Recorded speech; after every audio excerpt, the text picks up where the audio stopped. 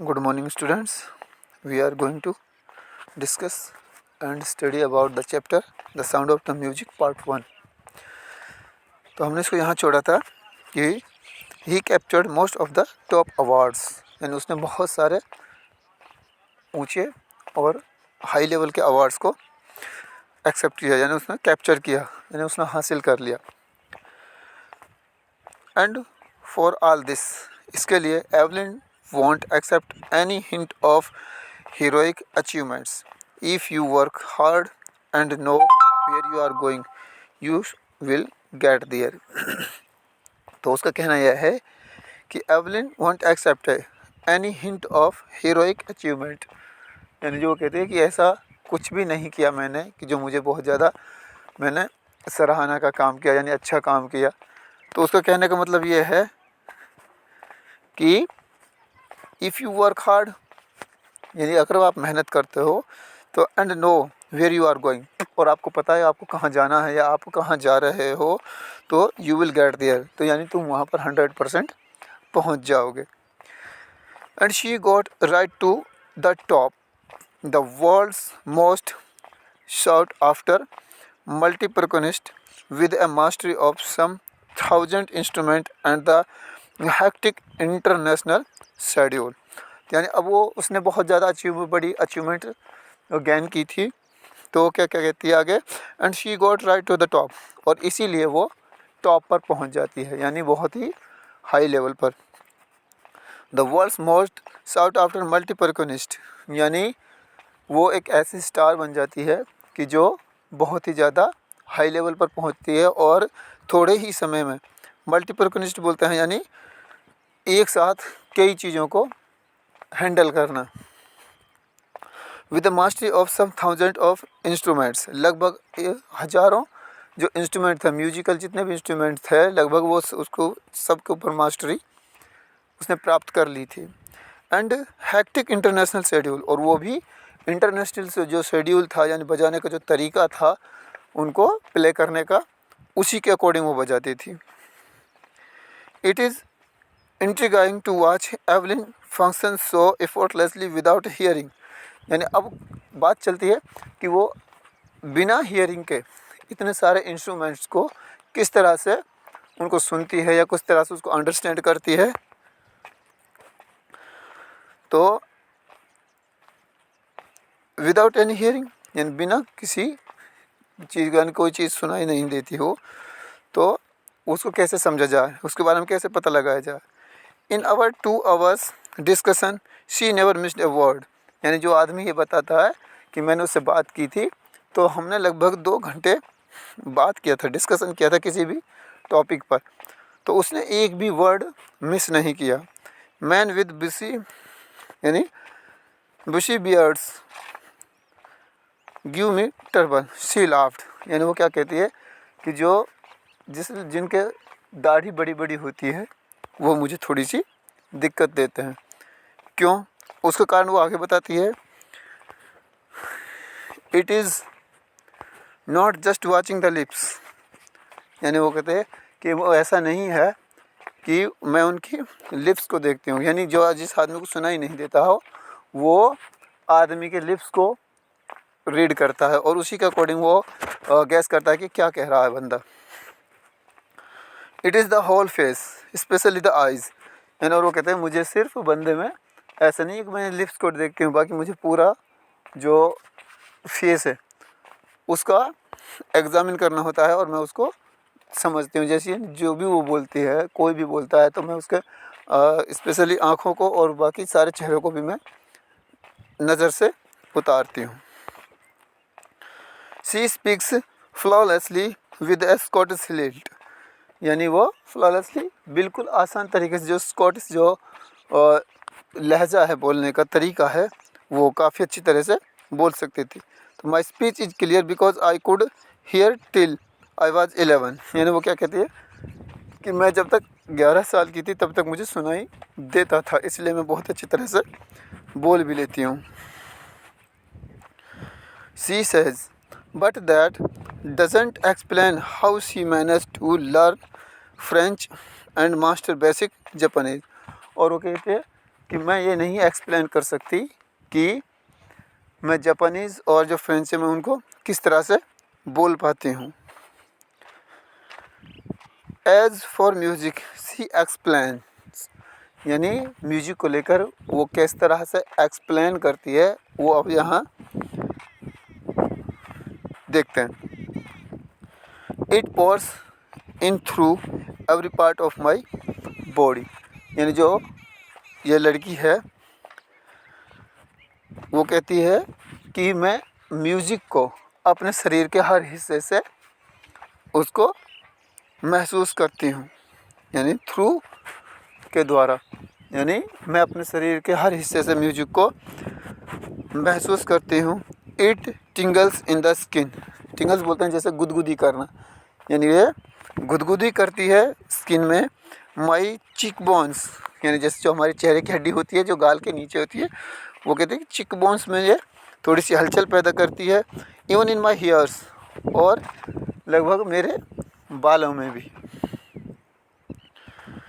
When she plays the xylophone, she can sense the sound passing up the stick into her fingertips. यानी जब वो xylophone बजाती है तो जो जाइलोफोन है उसको दो स्टिक से प्ले किया जाता है, और उससे वो कहती है कि मैं उस प्ले को जो मैं बजाती हूँ जाइलोफोन, तो उसमें अपनी जो फिंगर टिप्स होती हैं, जैसे उसको जो छड़ी होती हैं उनको पकड़ा जाता है, वहीं से उसको वो महसूस करती है। By leaning against the drum, यानी जब मैं ड्रम बजाती हूँ तो she can feel the resonances flowing into her body, यानी वो कहती है कि मैं अलग अलग जो धुन होती है, यानी हाई लेवल की, कम लेवल की, तो उनको वो कहते हैं मैं अपने शरीर के अलग अलग पार्ट से उसको महसूस करती हूँ। On A wooden platform she remove her shoes, यानी जब वो जैसे हमारा प्लेटफॉर्म होता है जहाँ पे हम कोई भी अपना म्यूज़िक जो परफॉर्मेंसेस करते हैं, तो जो वो प्लेटफॉर्म होता है पोडियम, उसमें वो बताती है कि जब मैं उस पर जाती हूँ तो मैं अपने जो शूज़ हैं उनको मैं उतार देती हूँ। So that the vibration pass through her bare feet and up her legs, और वो कहता है कि उसी के थ्रू जो म्यूज़िक की जो वाइब्रेशंस होती हैं वो मेरे पैरों से होते हुए मेरी टांगों तक, यानी मैं उनको महसूस करती हूँ। नेक्स्ट, नॉट सरप्राइजिंगली, यानी इसमें हैरानी वाली कोई बात नहीं थी। एवलिन डिलाइट्स हर ऑडियंस, यानी डिलाइट्स बोलते हैं मनोरंजन करना, और ऑडियंस यानी अपने जो दर्शक होते हैं, सुनने वाले होते हैं या देखने वाले होते हैं, वो कहती है कि मैं अपने ऑडियंस की अच्छी मनोरंजन करती हूँ। In 1991 she was pretended with the Royal Philharmonic Society's prestigious soloist of the year award, यानी वो क्या कहता है कि in 1991 she was presented with the Royal Philharmonic Society's prestigious, यानी उसने 1991 में ये जो रॉयल फिलहार्मोनिक सोसाइटी थी उसके लिए परफॉर्मेंसेस दी थी। Soloist of the year award, solo बोलते हैं यानी एकल वादन जो होता है या एकल जो सिंगिंग होता है, यानी अकेली जो परफॉर्मेंस होती है इसे वो सिंगल आदमी देता है, तो उसके लिए उसको बेस्ट अवार्ड दिया गया। सेज मास्टर प्रिक्यूनिस्ट जेम्स ब्लेड्स, यानी जो जेम्स ब्लेड जो प्रिक्यूनिस्ट है यानी एक संगीतज्ञ है वो भी, तो कहता है God may have taken her hearing, यानी कहता है जो खुदा है उसने उसकी जो सुनने की जो ताकत है वो शायद छीन ली है। तो God have taken her hearing but she has given her back something extraordinary, यानी उसने जब खुदा ने उसकी सुनने की ताकत ख़त्म कर दी है, छीन ली, तो उसको एक एक्स्ट्राऑर्डिनरी जो पावर है वो दी। वट वी हियर, यानी जो हम सुनते हैं, सी फील्स, वो उसको महसूस करती है।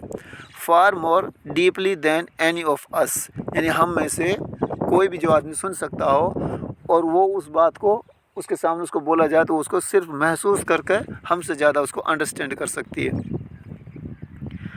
That is why she express music so beautifully, और वो कहता है कि यही कारण है कि वो म्यूज़िक को बहुत ही अच्छी तरह से प्रेजेंट कर पाती है। तो नेक्स्ट है एवलिन कन्फेस दैट, यानी एवलिन मानती है कि she is something of a workaholic. Workaholic यानी काम में व्यस्त रहना या किसी भी काम में लगन से करना। तो that is why she express Evelyn confess that she is something of a workaholic. I have just got to work, यानी वो कहते हैं कि मैं काम करती हूँ, यानी मुझे वर्कहॉलिक मतलब होता है a person who finds it difficult to stop working, यानी कि ऐसा आदमी जो काम कर रहा हो और वो काम को बीच में ही रोक दे। तो वो ऐसी लड़की नहीं थी, वो कहते जिस काम को मुझे करना था मैं उसको मुझे करना ही था। तो often harder than classical musicians, यानी वो कहता है कि जो क्लासिकल म्यूजिशियंस होते हैं उनको कुछ समझना या उनके साथ तालमेल बिठाना कुछ मुश्किल सा होता था। But the rewards are enormous, परंतु जो रिवार्ड्स थे वो कोई मायने नहीं रखता, लेकिन जो काम होता है वही मायने रखता है। यानी उसका कहने का मतलब ये था कि आप अगर काम अच्छा करोगे तो रिवार्ड अपने आप ही मिलेगा, उसके लिए आपको रिवार्ड के लिए मेहनत की ज़रूरत नहीं है, यानी अपने काम के लिए आप मेहनत करो। Work for your work, hard work for your work, not awards rewards. Apart from the regular concerts, Evelyn also give free concerts in prisons and the hospitals। यानी जो एवलिन थी वो ऐसा नहीं था कि वो पैसे के लिए या फिर किसी विशेष समारोह के लिए ही वो परफॉर्मेंस देती थी, लेकिन वो बहुत ही यानी उसको चैरिटी में भी बहुत अच्छा इंटरेस्ट था। यानी वो काफ़ी फ्री गिव कंसर्ट्स इन प्रिजन्स, यानी वो जेलों में जैसे मनोरंजन के लिए जो प्रोग्राम तैयार किए जाते हैं उनमें भी वो पार्टिसिपेट करती थी। एंड हॉस्पिटल्स यानी मरीजों के लिए भी वो पार्टिसिपेट करती थी। She also gives high priority of classes of for younger musicians, यानी वो she also give high priority बोलते हैं ग्रेट इम्पोर्टेंस, यानी बहुत ही ज़्यादा महत्व देना। तो जो एवलिन थी वो she also gives high priority of classes of younger musicians, यानी जो छोटे छोटे म्यूजिशियंस होते थे जो शुरुआत करते हैं तो वो उनको काफ़ी मदद करती थी आगे बढ़ने में, उनको हौसला बढ़ाने में। तो Ann Richlin of the Beethoven Fund for Deaf Children says, यानी जो एंड रिचलिन यानी एक आदमी है जो Beethoven Fund for Deaf Children says, यानी जो गूंगे या बहरे बच्चों के लिए वो फंड इकट्ठा करता था। तो वो उसके बारे में बताता है she is a shining inspiration for the deaf children. वो कहता है कि जो डीफ यानी जो गूंगे बच्चे हैं या जो बोल नहीं सकते या फिर सुन नहीं सकते, जो फिजिकल जो डिसेबिलिटी उनमें होती है उसी के अकॉर्डिंग, तो वो जो लड़की थी एवलिन उनके लिए वो इंस्पायरेशन यानी प्रेरित स्रोत थी, यानी उससे वो प्रेरणा लेते थे।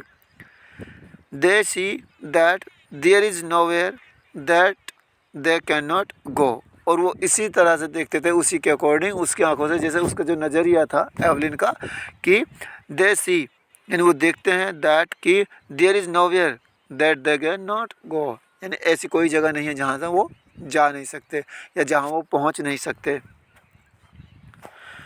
तो Evelyn Glennie has already accomplished more than most people twice her age, यानी वो क्या कहते हैं कि जो आदमी जैसे ज़्यादा लंबी उम्र होती है तो जो वो कोई भी अचीवमेंट गेन करते हैं उसमें जितना टाइम लगाते हैं तो उससे आधे कम टाइम में जो एवलिन गिलानी है उसने अपनी ये अचीवमेंट प्राप्त की थी। तो Evelyn Glennie has already accomplished more than most people's twice her age।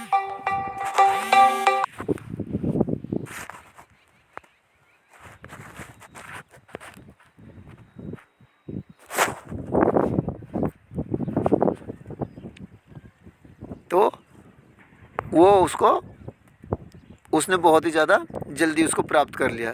C has brought precautions to the front of the orchestra and the demonstrated that it can be very moving, यानी वो कहते हैं सी has brought प्रिकॉशनिस्ट, यानी वो एकल वादन के लिए या फिर वो एक स्पेशली जो म्यूजिशियंस होते हैं, उनके सबके अलग अलग पार्ट होते हैं, जैसे कोई बांसुरी बजाता है, कोई ड्रम बजाता है, कोई जाइलोफोन बजाता है, तो वो सब में उसको मास्टरी हासिल थी और वो अच्छा बजाती थी।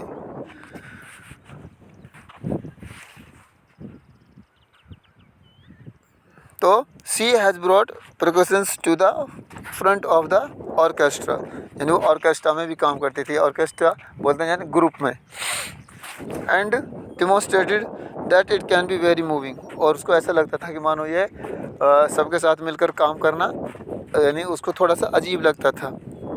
She has given inspiration to those who are handicapped, यानी वो इंस्पायरेशन थी, यानी सबको प्रेरणा स्रोत थी जो हैंडीकैप्ड होते थे, यानी जो फिजिकल डिसेबिलिटी के शिकार होते थे।